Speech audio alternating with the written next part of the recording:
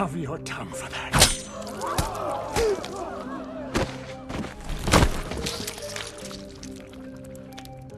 He can keep his tongue. Disarm him!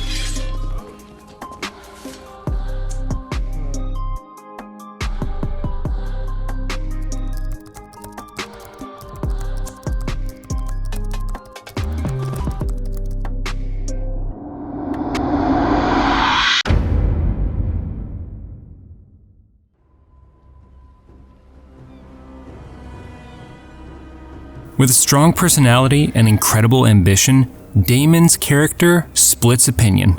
Yet, he has many fans at the same time. Whichever way you lean, his character is a force of nature that draws you deeper and deeper into the series even if you try to resist.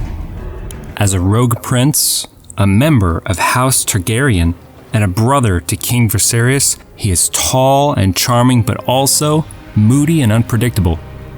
Daemon is actually George R.R. Martin's favorite character in the series. Daemon Targaryen is the best build-up of a character in the House of the Dragon.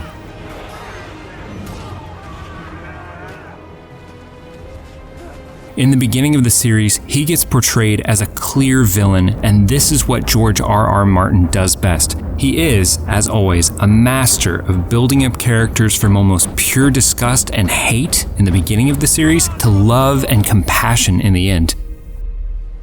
But it doesn't just happen over one episode, and Daemon is a typical example of this.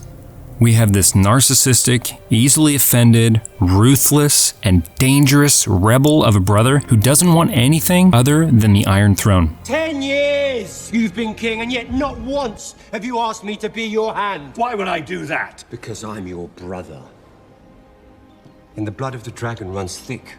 At the court in King's Landing, Daemon serves as commander of the City Watch for a while, and there is a drop in crime, but it's due to the harsh punishment he conflicts. Among other things, Daemon cuts off the hands of pickpockets, slits the noses of thieves, and even castrates rapists.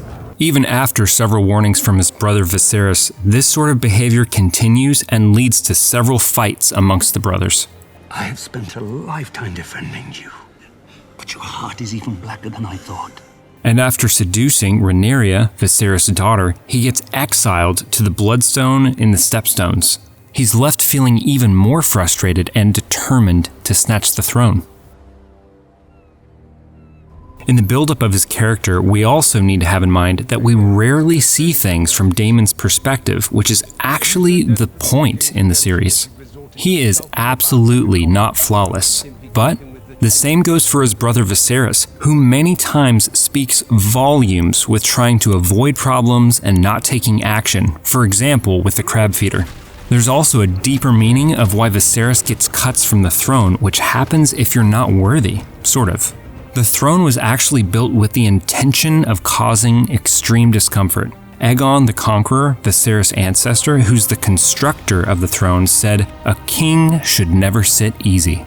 And to describe Daemon as a womanizer would be an understatement. There are numerous flings, love affairs, and prostitutes. Yet, from time to time, we get to see a more emotional side of Daemon. From gifts to his niece, Rhaenyra Targaryen, from each of his travels, and to his former lover, the prostitute, Miseria. All the while, though, there is a very clear strategic goal underlying it all. A common thread within the House Targaryen's long tradition of marrying to forge new alliances. And in Daemon's case, this led to 3 marriages. At the age of 16, Daemon marries Rhea Royce, who later becomes the Lady of Runestone. He clearly doesn't like the marriage and at one point calls her "my bronze bitch." He then later kills his wife to take another wife as his brother refuses to annul the marriage. The second marriage is with Laena Velaryon, who gives him twin daughters Rhaena and Baela. Years later, Laena becomes pregnant again, but Laena falls ill with childbed fever and orders her own dragon, Vhagar, to kill her with fire, which is an extremely emotional and sad scene to watch. And this is actually one of the key differences between Daemon and Viserys. In the same scenario, Viserys lets them take the baby out of his wife knowing that she would suffer and die. Nothing Viserys wanted, I know, but Daemon, however, knew Laena was going to suffer if they did it, and he respected Laena enough not to intervene in her choice of life or death. He truly loved her and thought she was his equal in every way. Just 6 months after the death of his second wife, Daemon married Crown Princess Rhaenyra, his niece and Viserys' daughter, also a long tradition within the Targaryen family. King Viserys is stunned by the connection, which he refused in the beginning of the series, but ultimately accepts it as it's Rhaenyra's own choice. Even though Daemon's marriage to Rhaenyra was by far his most strategic choice, the series shows real love and chemistry between the two. Despite the differences and different views between the brothers, Daemon loves his brother Viserys. They have a close bond during their lifetime, even if it is being put to the test repeatedly. During the early years of his life, Daemon idolized his brother and tried to spend time with him. Despite the growing tension between the brothers, especially after Daemon's banishment and many other things between the two, there are 2 episodes that stand out to demonstrate Daemon's love for Viserys. In episode 4, Daemon gives away his crown as the king of the Blackwater and bends a knee to Viserys. This is an emotional scene where Daemon is shown actually hugging his brother. Another, and one of the most defining scenes, takes place in episode 8. An emotional, painful reunion as Viserys' condition has deteriorated him drastically. Viserys is bedridden, but he gets up one last time to support his daughter Rhaenyra. As he fights his way through the hall and heads for the Iron Throne, his crown slips off, and it's Daemon who places the crown back onto his head.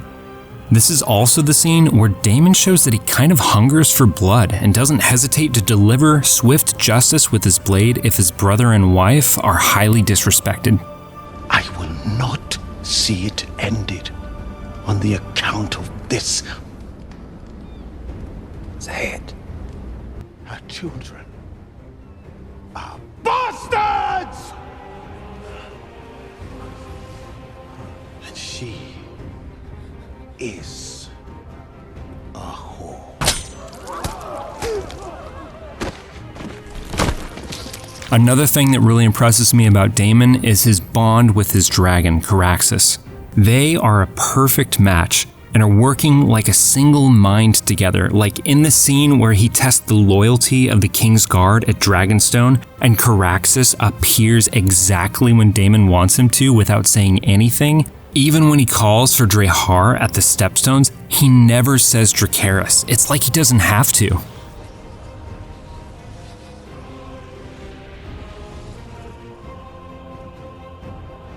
The introduction of Daemon in the series starts with him sitting on the Iron Throne, which is an act punishable by death. It's not that Daemon doesn't know this, but he simply couldn't care less about laws and rules that don't fit him. And even though he is reckless, arrogant, and impulsive in the beginning, he later becomes this fearless, strong, smart, and very strategic character that's actually capable of compassion and love, even if he doesn't like to show it, and you can really often see him fighting his own demons in his head. And there are 2 signs that come to mind of how fearless he is, and this is why the character, in my opinion, carries the House of the Dragon from start to end. The first one is Daemon and the Sea Snake fighting the Crab Feeder. This battle scene still amazes me how good it is. There's almost no words spoken through the whole episode, and it still gets high ratings solely on his acting performance alone. Well done, Matt Smith. He's getting the dirty job done, together with the Valyrian family, and the battle, from start to finish, deserves an applause, really. I mean, honestly, it reminded me a bit of the Battle of Bastards in Game of Thrones.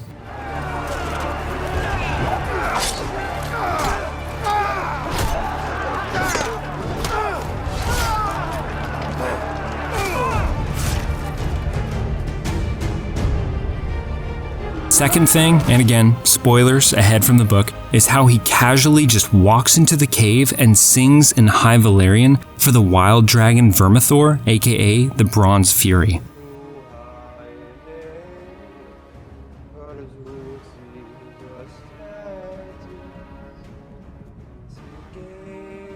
Vermithor's first rider was actually King Jaehaerys Targaryen that we see from the first episode in the series. And if they manage to claim him, Green Team is in real trouble. In conclusion, It's twofold. I mean, we love villains. They remind us of our dark sides, our own flaws, but it's not just that. Daemon, on another level, reminds us of the times we were misunderstood, not seen, not heard, and all that frustration that comes with that. Now, I'm not defending all Daemon's bad things he's done, but what I love about the series is that no character is almost always good or bad. And honestly, what would this series be without him? Personally, if we're talking about the best chances of surviving, I wouldn't hesitate to get him on my team if I could pick a character. Even if you don't like him, I really wouldn't want to be Team Green. So what do we think of Daemon? Thumbs up or thumbs down? Are you Team Green or Black? And most importantly, what are you looking forward to the most in the upcoming Season 2 of House of the Dragon?